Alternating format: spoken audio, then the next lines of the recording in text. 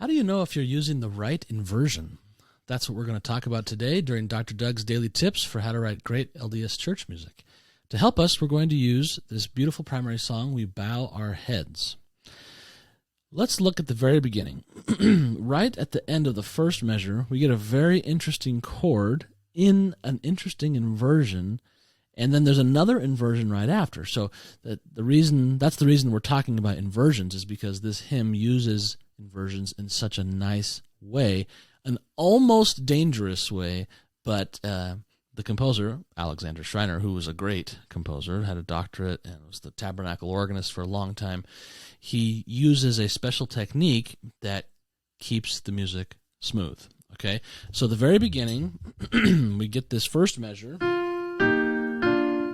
one chord, and then on the and of 4, on the word and, notice how the alto still has the D sounding on the and of 4. So on the and of 4, we have F, D, and A D minor chord in the key of B flat.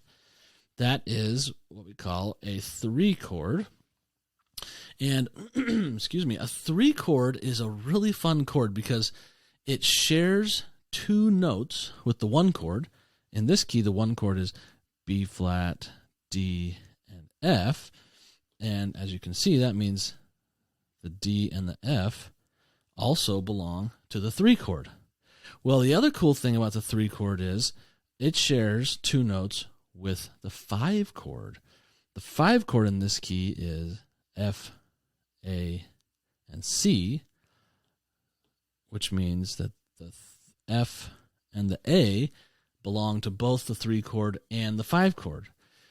Because of this unique relationship the 3 chord has with both the 1 chord and the 5 chord, it sometimes substitutes for those other chords. Okay? Now, in this instance, we get a very interesting progression. The 3 chord in first inversion goes to the 4 chord, a suspended 4 chord. That A is hanging over and then resolves, and then back to 1.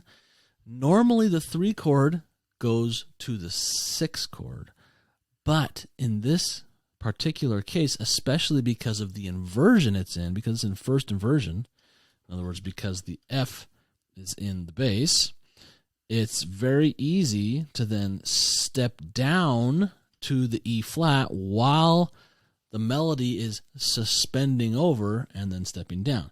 This is what we call oblique motion, where the soprano, the upper voice does not move, but the bass note does.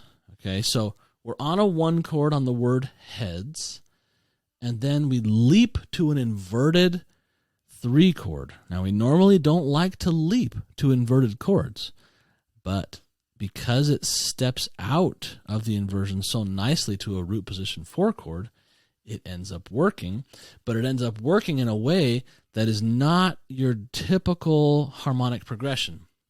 3 does not usually go to 4. It usually goes to 6. But it does sometimes go to 4. That's one of those, like, if you've seen the harmonic progression chart, it sometimes the 3 skips over the 6 chord and goes right to the 4 chord. And that's because of the common tones that it has with the 1 chord. The 1 chord goes to the 4 chord a lot, but since the 3 chord shares 2 notes with the 1 chord, it sometimes acts as a substitute.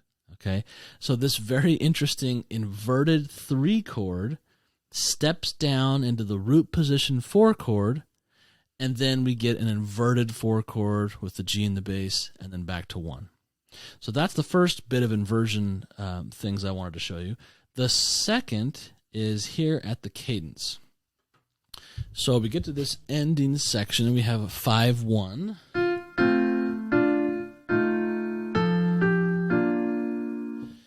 Okay, so first, the 5 chord happens in first inversion, which means that the A is in the bass, and then we go to the root position, which means the F is in the bass. Now, this is a great way to approach a cadence because we get the sound of 5-1, like timpani, bum bum bum bum bum.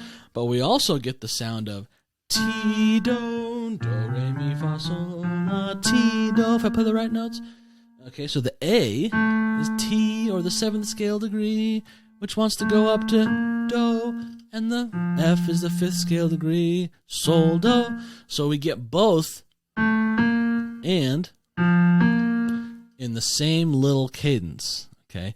However, when this occurs, you have to be very careful how you treat the other voices. And this is the big thing that I was referring to back when I asked you, do you ever wonder if you're using the right inversions? Well, this first 5 chord right here is in first inversion.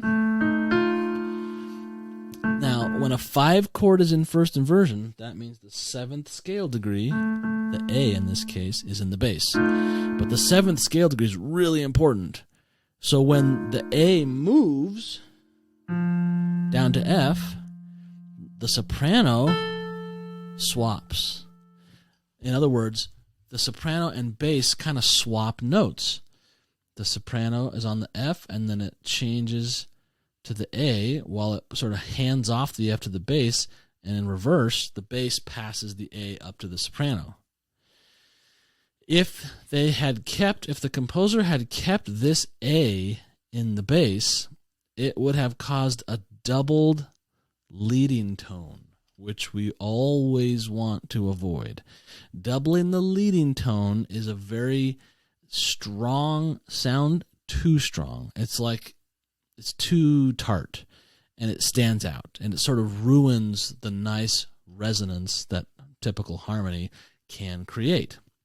Of course, there's always times when this happens. You can always find exceptions to the rules, but it's a big no-no traditionally to double the leading tone. So when you're using an inverted 5 chord, make sure you watch out for the leading tone.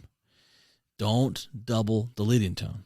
And if you have, like in this case, on little, the word little, if the bass is leaping within the 5 chord, a great way to solve that is to have one of the upper voices do the opposite leap. So the bass leaps from A down to F, have the soprano or the alto leap from F to A. They kind of swap places, and that solves the problem. Okay, that is today's gem. Next time, I'll show you another gem in this same primary song on the second line of a totally different type, but it's a beauty. See you then.